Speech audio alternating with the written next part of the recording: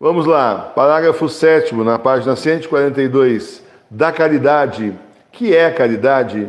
A caridade é uma virtude sobrenatural infundida por Deus em nossa alma, pela qual amamos a Deus por si mesmo sobre todas as coisas e amamos ao próximo como a nós mesmos por amor de Deus.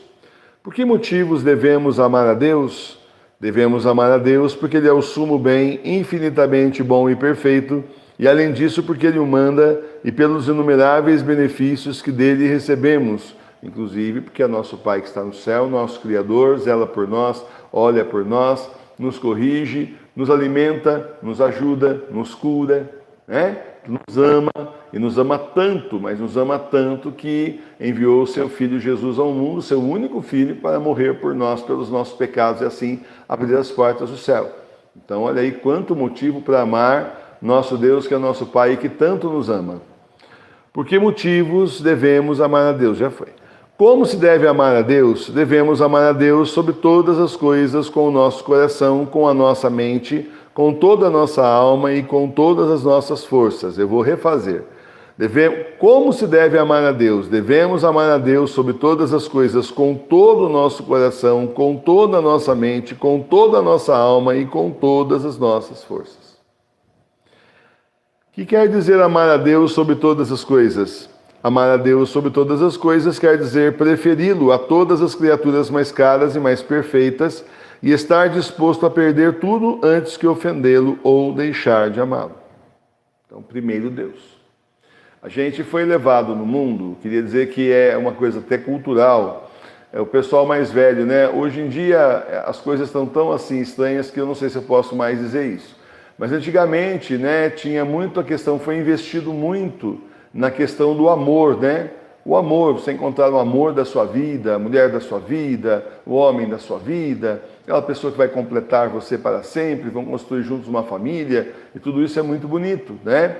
O problema começa onde, assim, os poetas, os compositores, os autores de livros, etc., no exato ponto que eles começam a colocar esse amor como um objetivo, assim, acima de tudo.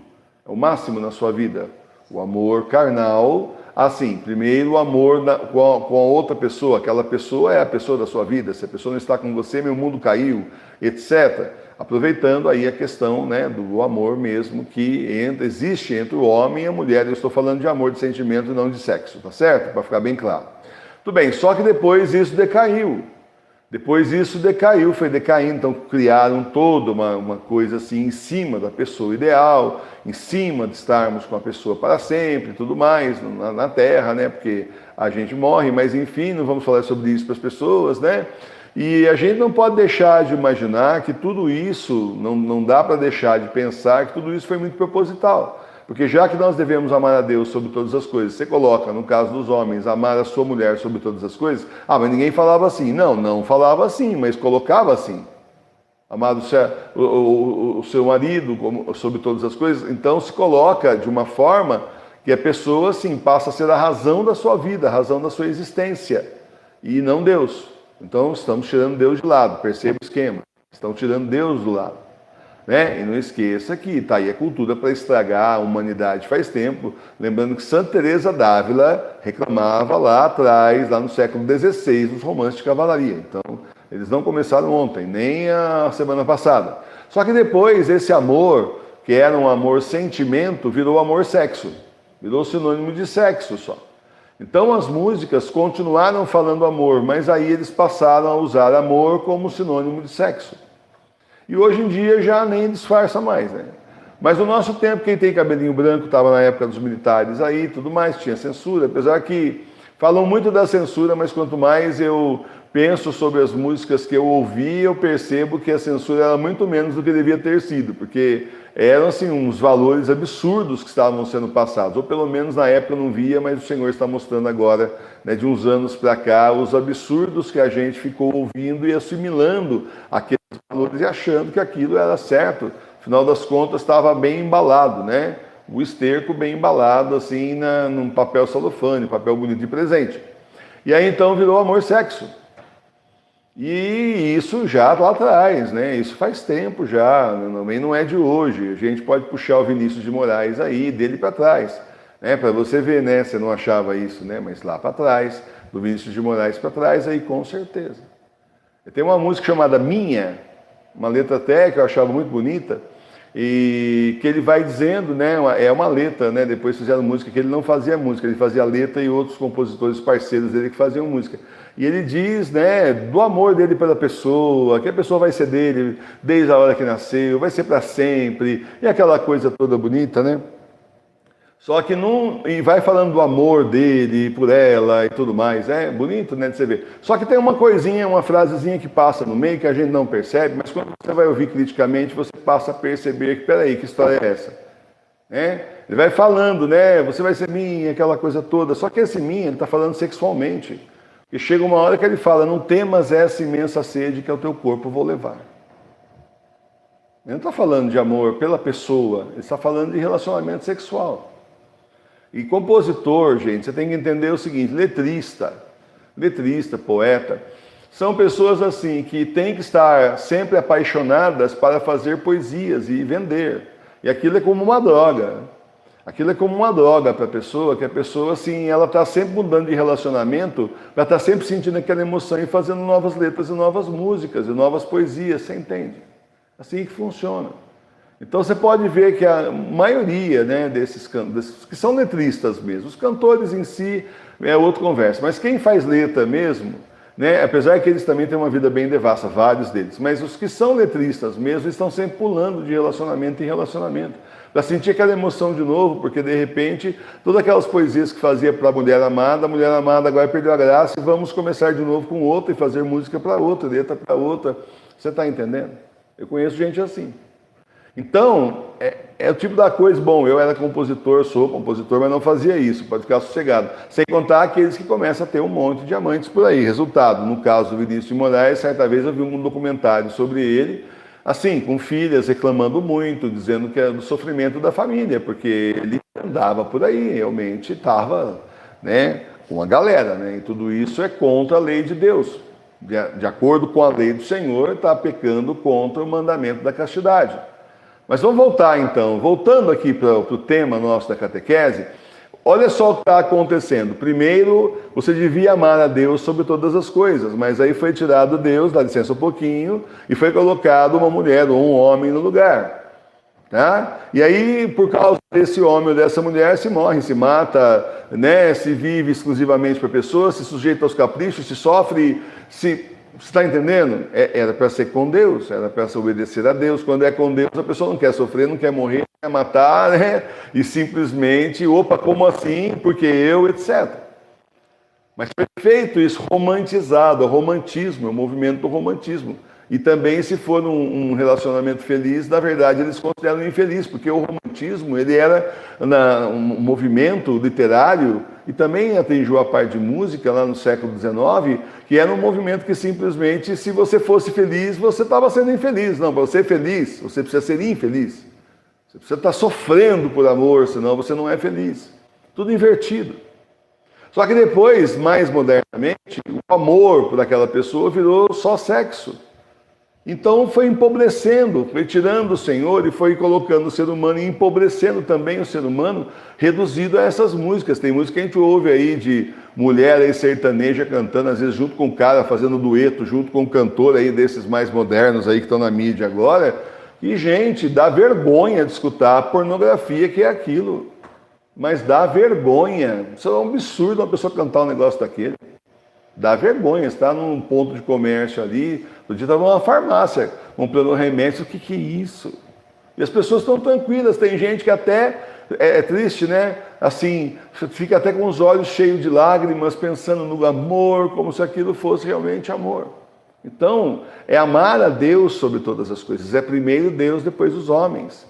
Nós temos que reaprender a viver. Aqueles que ainda que caíram nisso também, têm que reaprender a viver. Primeiro amar a Deus. Então não vou amar minha esposa, meu marido, claro que vai. Mas é claro que vai, você prometeu isso no casamento.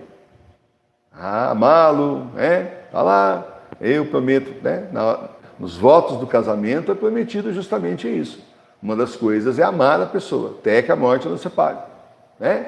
Claro que você vai amar a pessoa, mas o Senhor está em primeiro lugar. Tem que ser Deus em primeiro lugar.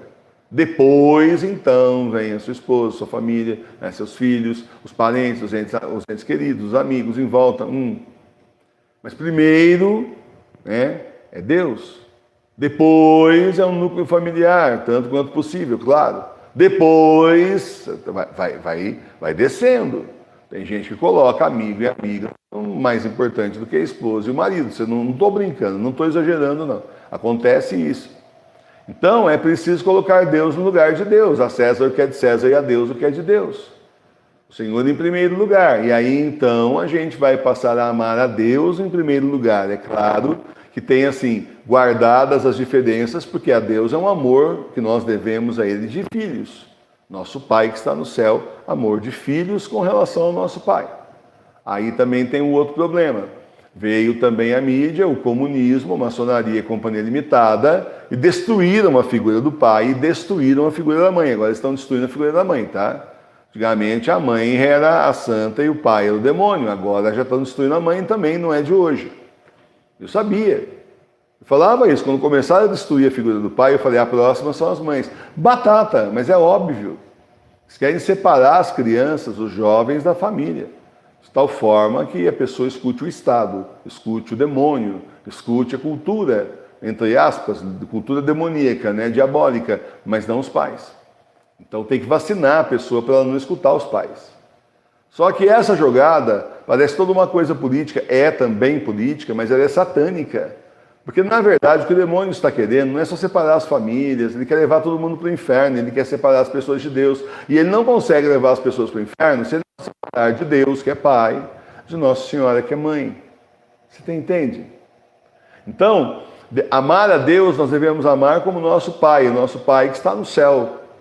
Pai perfeito por excelência, aquele que realmente cuida de nós. Se seu pai tinha problemas, se de repente você tem um monte de queixas do seu pai, sejam elas verdadeiras ou, sei lá, sejam elas até influenciadas pela mídia mesmo, pela cultura demoníaca e satânica, maçônica, por aí vai, não importa.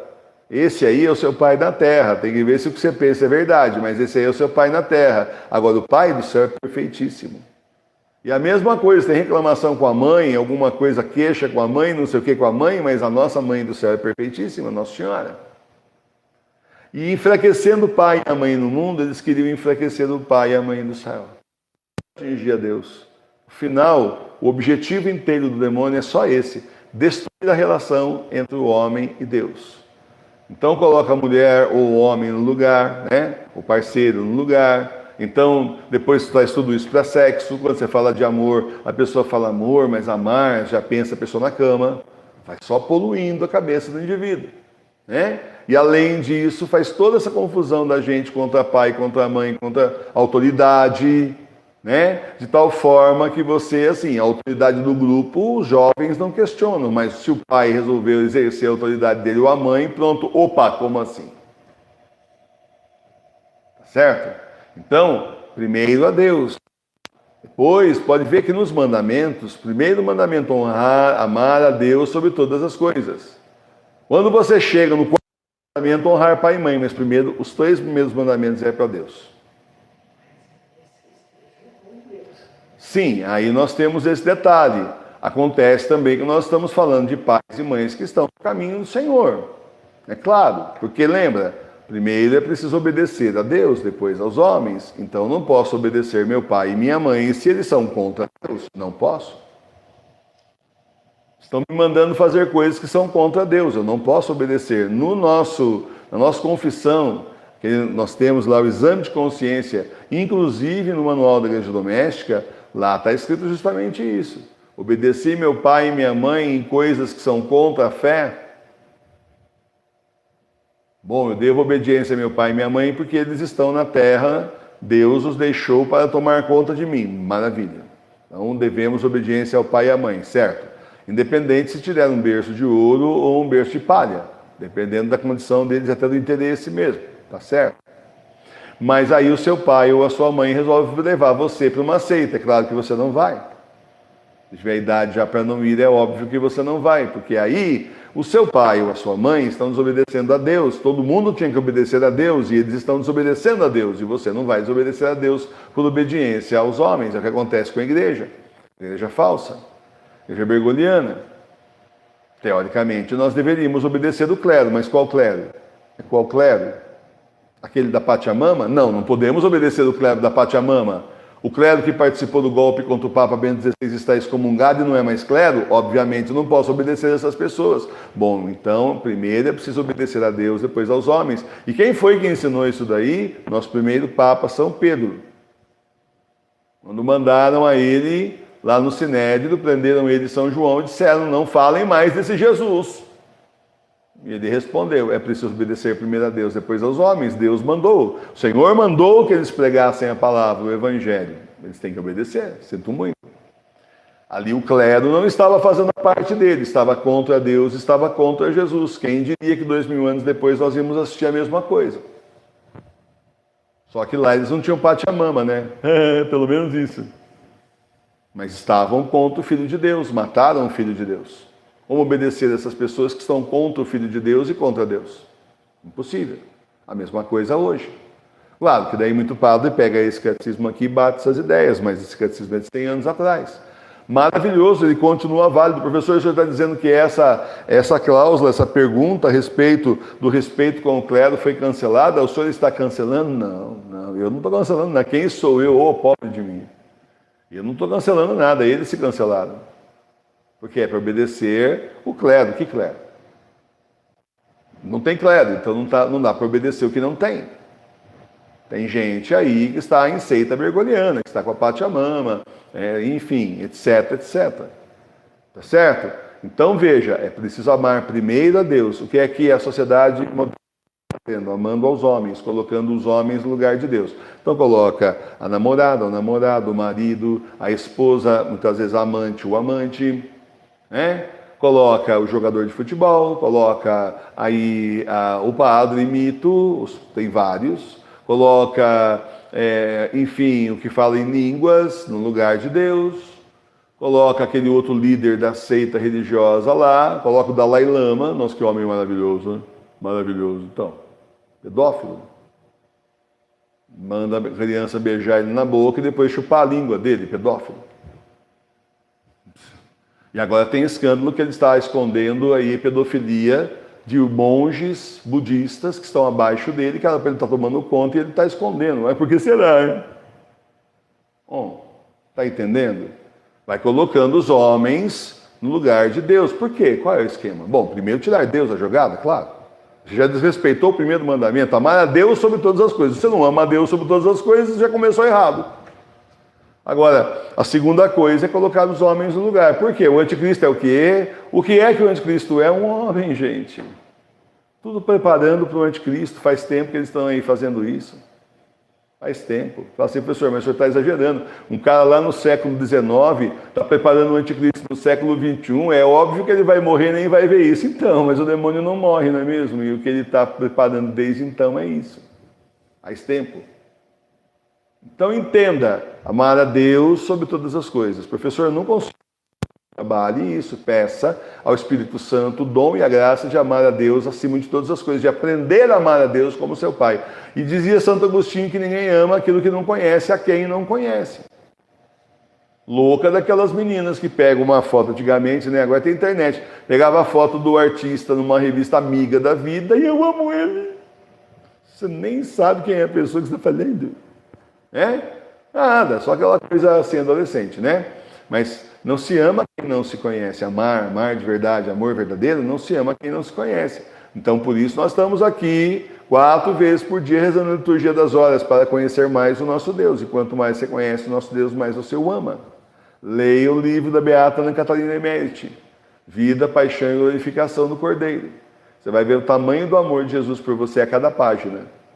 Se você não terminar aquele livro amando a Jesus muito mais que você ama hoje, eu vou contar para você, olha, duvido.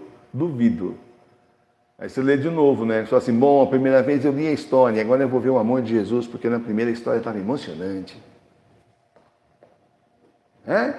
Aí você tem que ler de novo, porque na primeira vez a história é emocionante, pode ser que passe pelos seus olhos os acontecimentos, os detalhes que ela fala, e você não consiga perceber, envolvido na história que ela está contando, os fatos históricos que ela conta, pode ser que você não veja o amor do Senhor. Hora de ler a segunda vez, procurando o amor do Senhor no livro, você vai encontrar cada página. Certo? Vamos continuar aqui. O que quer dizer amar a Deus com todo o nosso coração? Amar a Deus com o nosso coração quer dizer consagrar-lhe todos os nossos afetos. O que quer dizer amar a Deus com toda a nossa mente? Amar a Deus com toda a nossa mente quer dizer dirigir para Ele os nossos pensamentos. Então, o Senhor é o começo e o fim, tem que ser o começo e o fim de tudo.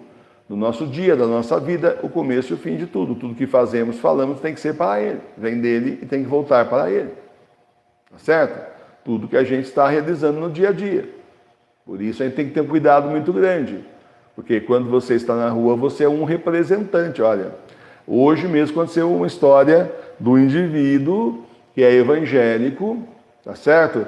Ele e a esposa dele, todo dia à noite eles estão na igreja. Todo dia, tá certo? Uma pessoa que ele é pedreiro, na verdade ele é empreiteiro, a mulher dele trabalha num escritório de contabilidade, ganha um dinheiro, tá certo? E ele tem orgulho de dizer que é evangélico, está querendo ser pastor, claro, tá certo? E está lá, se ele não está no trabalho, ele está na igreja. E alugou uma casa. E alugou uma casa e ficou lá o tempo do contrato, lá 30 meses na casa. Quando ele saiu, estava um monte de coisa destruída e ele não assumiu responsabilidade nenhuma e se mandou. Qual foi o testemunho que ele deu? Qual foi o testemunho de religião que ele deu diante dos homens e de Deus? Qual foi? Safado, vivaldino, vigarista, mal intencionado, desonesto. Aí a gente fala assim, é isso que é ser evangélico? A sua igreja é assim? Deus me livre de ir na tua igreja, caia fora. Você olha só o seu tipo, você quer ser pastor, sei, para dar o golpe nas pessoas, né? Olha o tipo que você é. Mas só que com a gente é a mesma coisa. Que tipo de testemunho nós damos no mundo? Que tipo de testemunho de seguidores de Cristo nós damos no mundo? O cara diz que é evangélico, portanto segue o evangelho. Não tem nada disso que ele fez no evangelho, é tudo o contrário. Agora, e nós, qual é o exemplo que nós estamos dando de seguidores de Cristo para o mundo, de igreja remanescente, de igreja doméstica? Qual é o exemplo? Qual é a nossa conduta? As nossas palavras? Vigie-se mais, preste atenção, se ouça mais. Preste atenção nas suas conversas, no que você escreve na internet, fala para os outros, pensa e vê se isso aí está condizente com Deus. Faz essa pergunta para você. Se Jesus estivesse aqui agora, será que ele aprovaria o que eu estou falando ou fazendo? Porque ele está. Ele está com você. O que Jesus diria se ele visse tudo isso que eu estou fazendo aqui agora? Tudo bem. E quer dizer amar a Deus com toda a nossa alma. Amar a Deus com toda a nossa alma, consagrar-lhe o uso de todas as potências da nossa alma. Que quer dizer amar a Deus com todas as nossas forças. Amar a Deus com todas as nossas forças quer dizer esforçar-se por crescer cada vez mais no amor dele e proceder de maneira que todas as nossas ações tenham por motivo e por fim o amor e o desejo de lhe agradar. Então, viver com Deus, por Deus e para Deus em tudo que você faz. Professor, estou lavando louça lá, professor, não tem coisa chata? Eu não gosto de lavar louça, né? Quem gosta aí? Levanta a mão. Quem gosta de lavar louça? Me realizo na hora de lavar a louça. Eu não conheço nenhuma cozinheira assim que gosta de lavar a louça. Todas gostam de cozinhar, mas a louça é aquele mal necessário. Fazer o quê, né? E aí o senhor fala que lavar a louça tem que estar assim, oferecendo a Deus. Então, oferece seu sacrifício, você não gosta, né? Então faz com amor a Deus. Você, Senhor, eu odeio isso daqui, Senhor, mas eu vou fazer e vou oferecer para o Senhor meu sacrifício. Porque eu não gosto mesmo. Se gostasse, né? Mas eu não gosto. Então, bom motivo, um bom momento e uma boa oportunidade para você oferecer seu sacrifício a Deus. Está vendo? Como nessas pequenas coisas da nossa vida, me lembra de Santa Teresinha com a pequena via. Nessas pequenas coisas da nossa vida, a gente tem muito a oferecer a Deus e que a gente não percebe. É melhor fechar lá, professor, porque já tem 2 abelhinhas aqui ou coisa parecida, vieram ouvir a palavra, isso. Mas só que se vocês vierem na frente do celular, não vai ser uma coisa legal. Muito bem. Por que devemos amar o próximo? Devemos amar o próximo por amor de Deus, porque ele o manda e porque todo e qualquer homem é a imagem de Deus. Criado por Deus para ser imagem e semelhança de Deus, a imagem e semelhança de Deus. Somos obrigados a amar também os inimigos? Isso é nevrálgico, né? Sim, somos também obrigados a amar os inimigos, porque também eles são nossos próximos e porque Jesus Cristo o mandou expressamente. Jesus não deu uma dica, Jesus não deu assim uma indireta, ele falou que era para amar os inimigos, rezar por eles, perdoar os inimigos, rezar por eles e amá-los. Eu não consigo amar meus inimigos, professor. Por enquanto você não consegue, você vai chegar lá. Com a graça de Deus, do Espírito Santo, Nossa Senhora aí, derramando graças sobre você, se você pede essa graça também, e também seu anjo da guarda junto com você, você vai chegar lá. Mas primeiro, como você não chegou ainda, você faça assim, você primeiro perdoa, mesmo. Não comece a dialogar com você mesmo. Assim do tipo, bom, mas eu vou perdoar aquilo que ele me fez, aquilo também, porque ele fez assim, assim, assado, aconteceu tal coisa, eu nem merecia. Eu falei, você já começou perdendo. Se você fizer isso, você não vai perdoar ninguém. Vai perdoar porque Deus manda.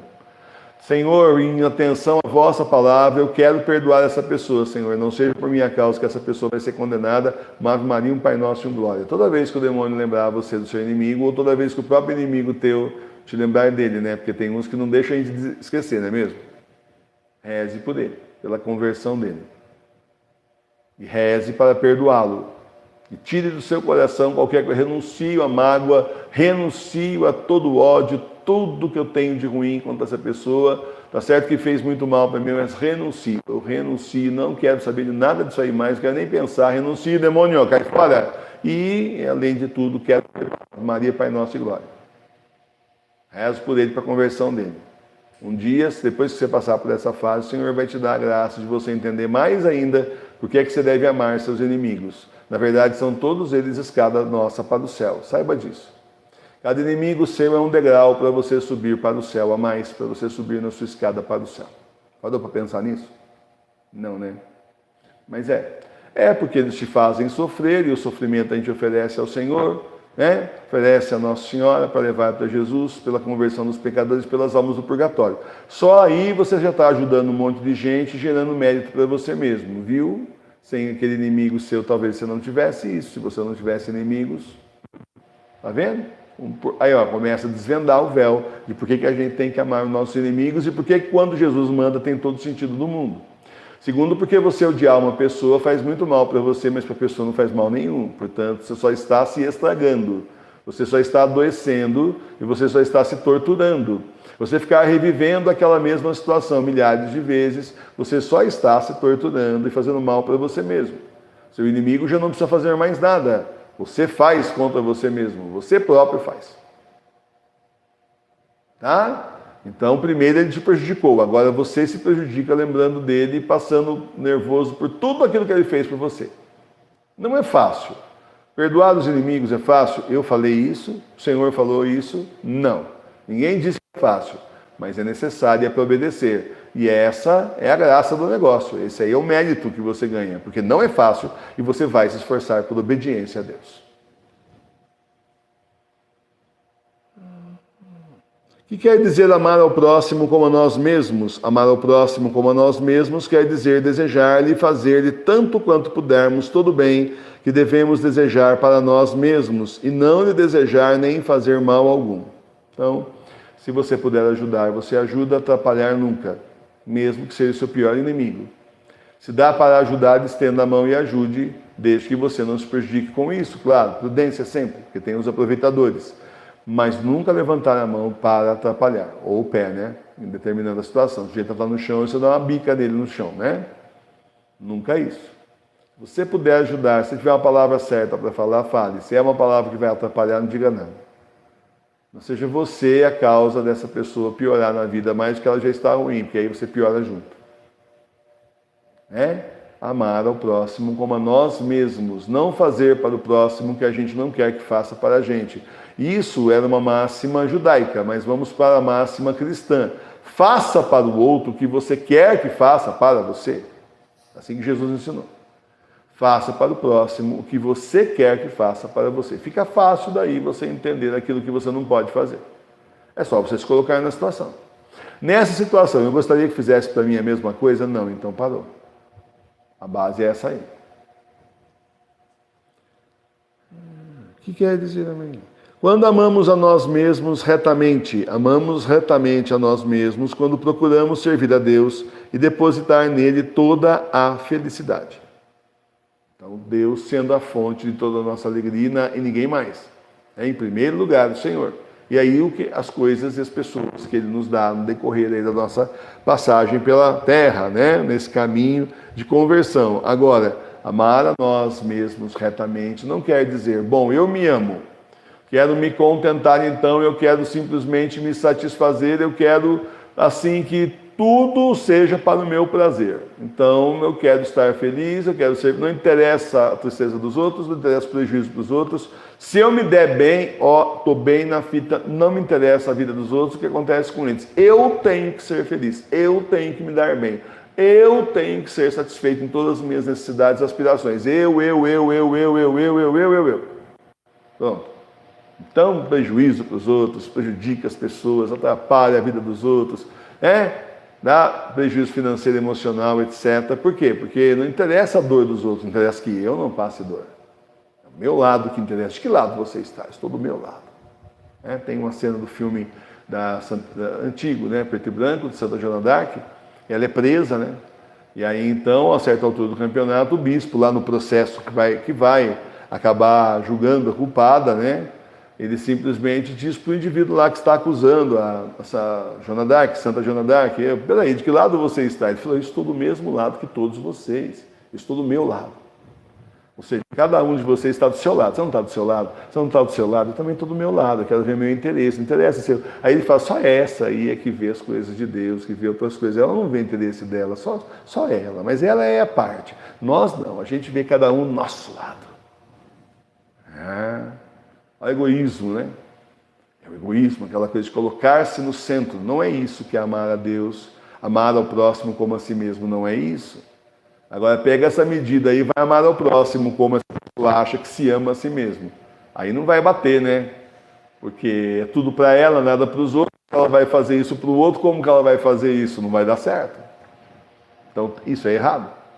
Isso é errado. Por isso que amar retamente, nos amar retamente diante de Deus. Vamos terminar. Como se perde a caridade? Perde-se a caridade com qualquer pecado mortal. Qualquer pecado mortal. Como recuperamos a caridade? Recuperamos a caridade fazendo atos de amor a Deus, nos arrependendo e nos confessando bem. Pronto. É assim que se recupera. Você está longe de Deus, pronto, perdeu tudo. Então vamos voltar a Deus, que nos acolhe como o pai do filho pródigo. Certo, gente? Então foi uma catequese densa hoje, mas muito completa também. Espero que você tenha aí aproveitado bem.